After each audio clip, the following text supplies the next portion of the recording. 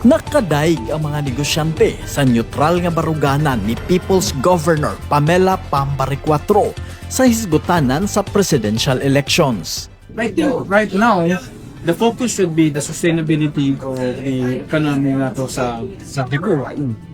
Whether which color ang nag-declare na, ang pinaka-essential right now is how can we grow the economy of Cebu, diba?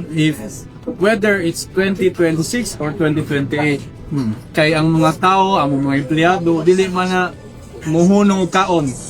Diba? Magbuwat kung 2028. Kada lang aron man ako mga empleyado, so we must be focused on our own self, diba? And I think that's very essential na inanang stay focused as neutral. But if I were to get her message na politics is set aside and service first. So, muramad na I think she is not minding of let's say mahitabo her political career.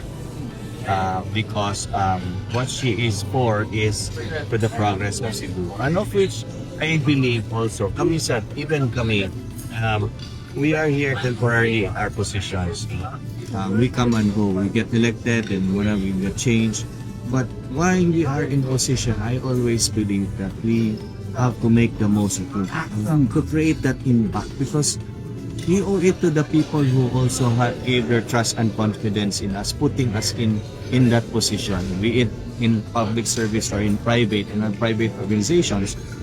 Mas po magyud nga you have left a legacy and impact. When your term ends, it's mas paay magud madungog nga na siya nabuhat kaysa murag mo to nabuhat. Again, it's having one attention directed to more important things. So I'm happy that she chose to really put her resources and time and effort into the more important things here in the province of Cebu. So well, as it's a chamber, we're political, we're always neutral all the way. We work with anyone who's ever in position, and of course we support Governor Pam in all her endeavors. We see that she's doing it. She's doing a good job. She's doing it with the best of her abilities and the best of intention. So we are here to support that. Yeah. Okay, thank you, sir. Thank you. Gihulagway sa mga negosyante si Governor Pam Baricuatro nga usa ka leader nga naglantaw sa seguridad ug kaayuhan sa katawhan.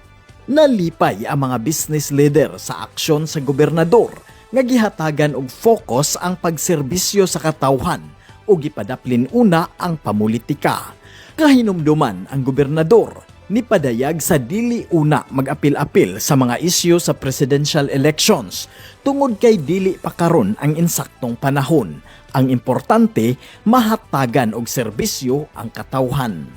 Ako si 𝗕𝗓𝗡𝗓𝗏 sa bag-ong liderato, manginlabot magpakabana tungod kay ato ang sugbong.